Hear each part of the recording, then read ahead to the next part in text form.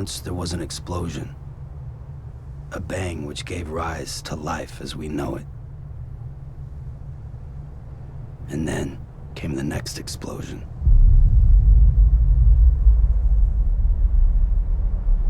An explosion that will be our last.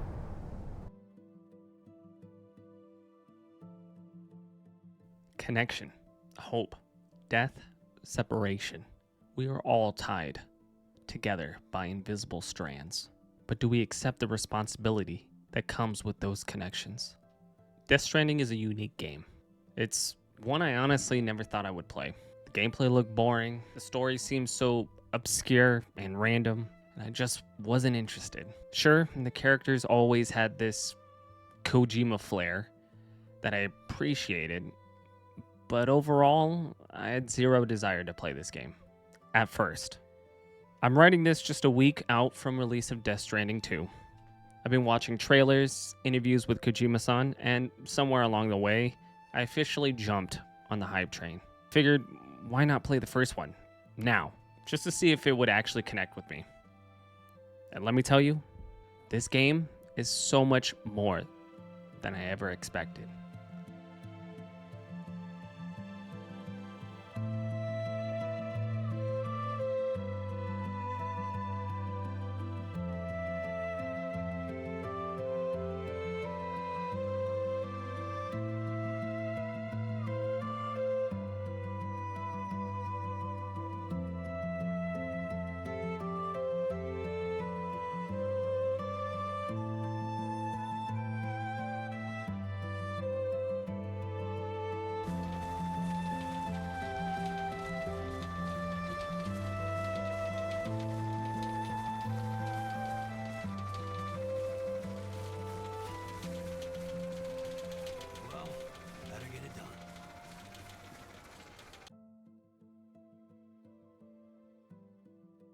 Let me start with the story. So, Death Stranding is about, well, connection.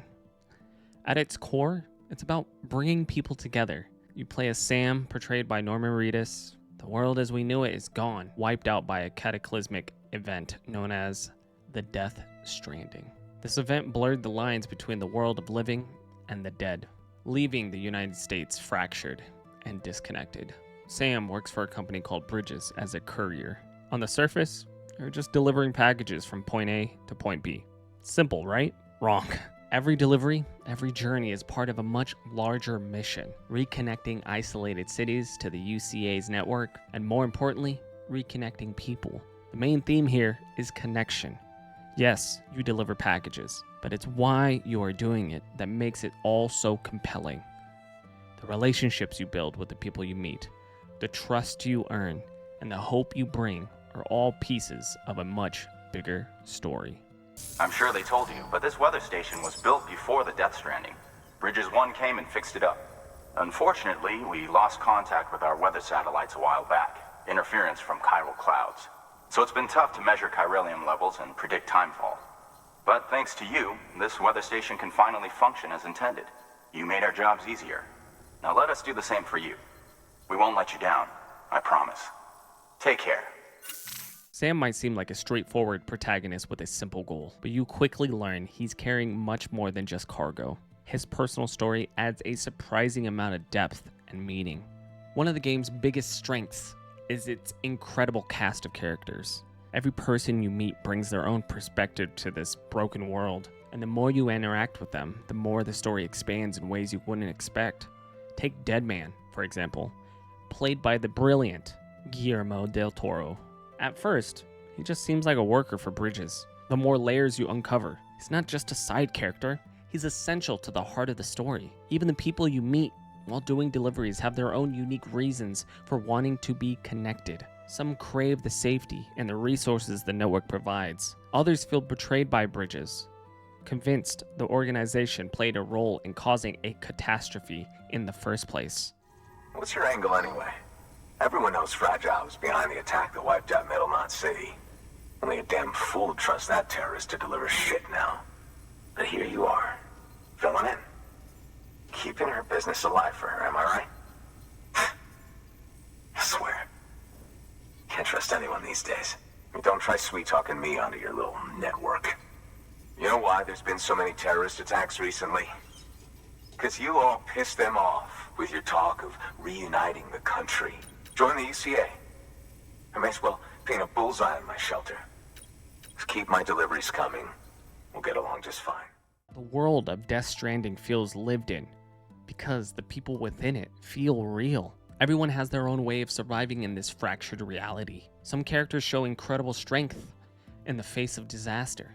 Others have been so broken by isolation that they've rejected the idea of connection altogether. But the story never stops pushing you towards one core idea: building a better future. Sure, you're just a porter, a delivery man, but you are also a symbol of hope. You are the proof that maybe, just maybe, the future doesn't have to be like this. One mission really hit home for me. There's this junk man who sends you to recover old supplies from a BT-infested area. BTs are ghosts from the dead. Beach things, they call them. You will find out more about them in the story. After you pull it off, he starts to trust you. After gaining information from another character, he learns that his long-lost wife might still be alive. He asks you to deliver something to her, a piece that shows that he's out there still fighting. You find his wife. It turns out the Death Stranding has separated them for years. When you bring her the piece, she asks you to carry her back to him. You literally carry her across the dangerous landscape to reunite them. Once you bring them together, you see hope come back.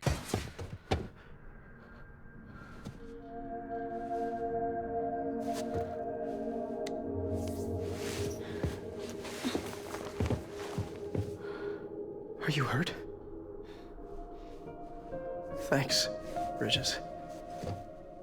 I can't believe you're alive. That's my line, silly. I thought you were dead. My mom told me you were.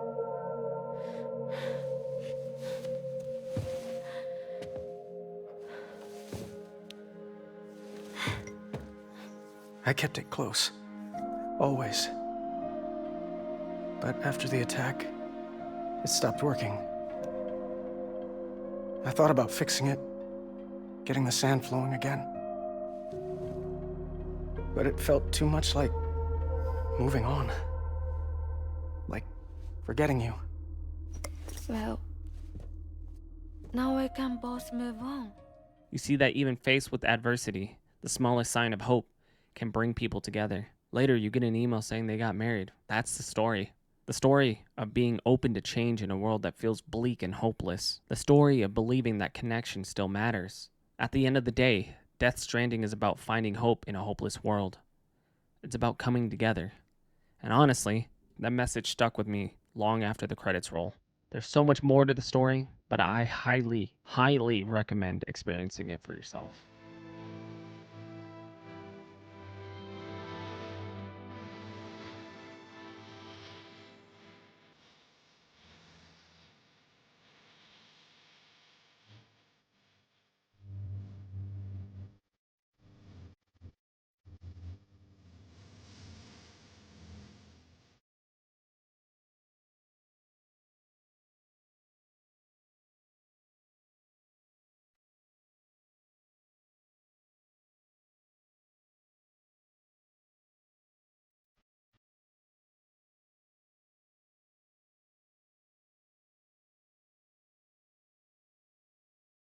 The gameplay in Death Stranding revolves around a simple idea.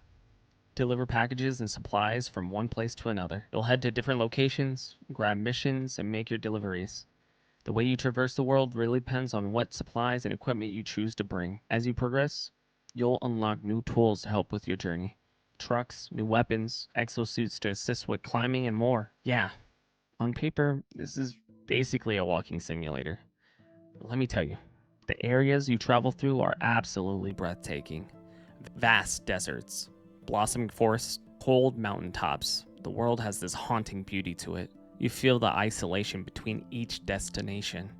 It's this beautiful dark sadness that lingers in the air, and it makes every step feel significant. The mission variety adds to the experience. You take the simple idea of delivering packages, but when you place it in this isolated, broken world, suddenly Each mission feels like it has a purpose.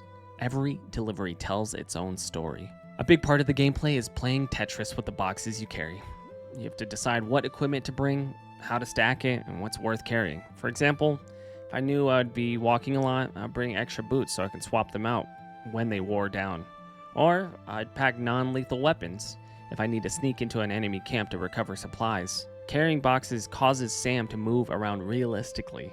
Turning takes effort, and going through water can cause issues with you holding onto your supplies. It's a game of figuring out how much weight you can hold and how easy you want to traverse the landscape, because not only are you fighting the elements or otherworldly creatures, you are facing against other human enemies. Speaking of enemies, you'll face a variety of them.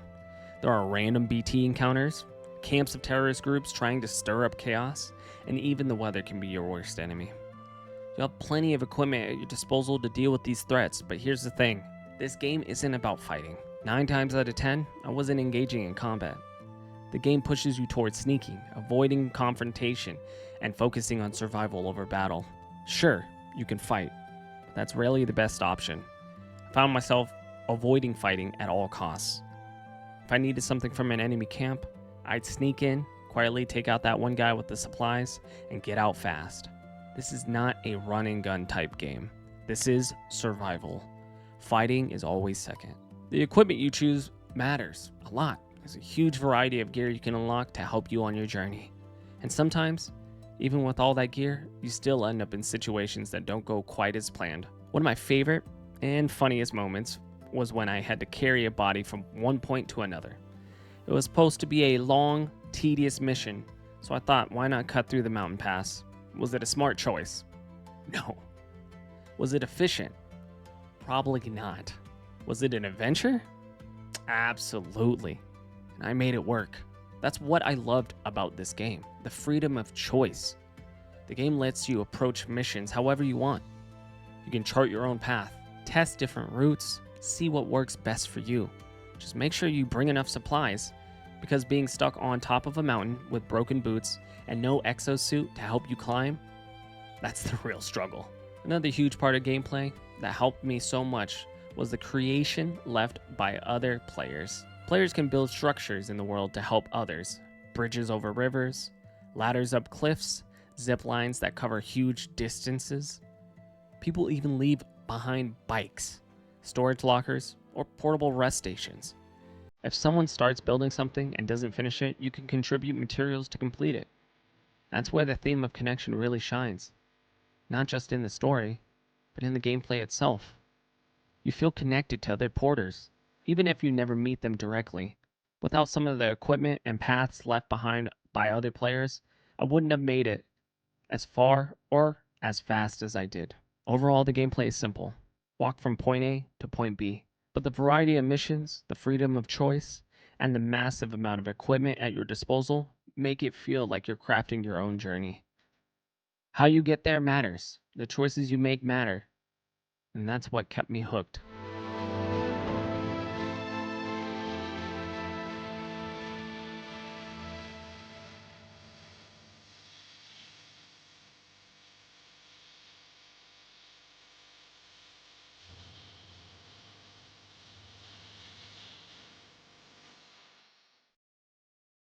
Hideo Kojima's curation of different songs and genres is absolutely beautiful. You get this incredible mix, electronic, melancholy, folk.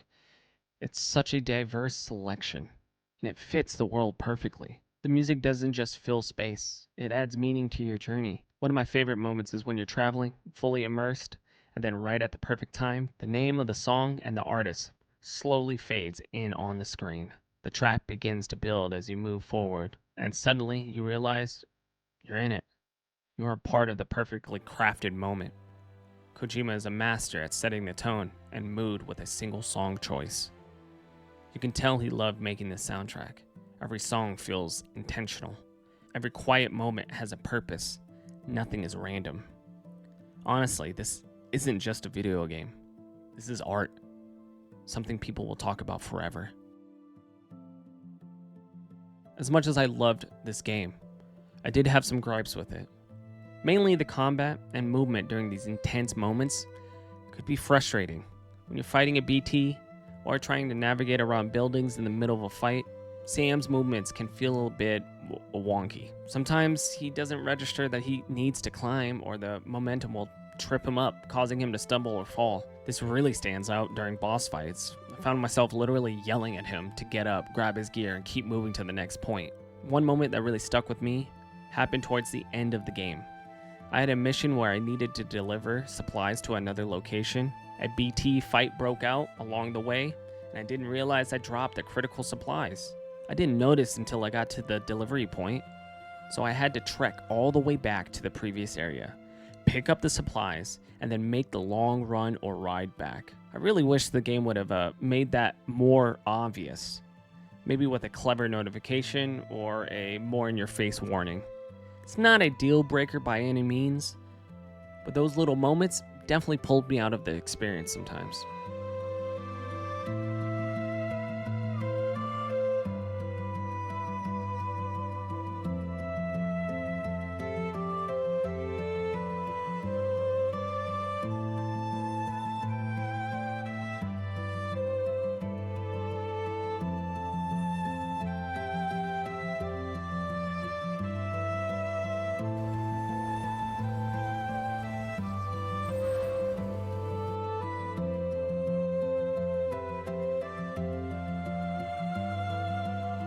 Death Stranding is a game that won't be for everyone. Honestly, I used to be one of those people. I never really understood why others loved it so much. I always heard that the story was great, but the gameplay, it looked boring to me. I didn't care about walking around or delivering packages. It just didn't click. But after playing it for myself, I realized what I was missing. This game is about connection. It's about reconnecting a broken, disconnected United States. You are the missing piece that helps bring people back together. No matter how big or small your actions are, it's about finding hope and making the choice to create change. Even when you're standing in the face of extinction, being scared is easy, but being brave, that takes everything you've got. Quote, I was living a lie. I was broken, but somewhere along the way, I started changing. That line stuck with me, and I think that's what this game does. It changes you, if you let it.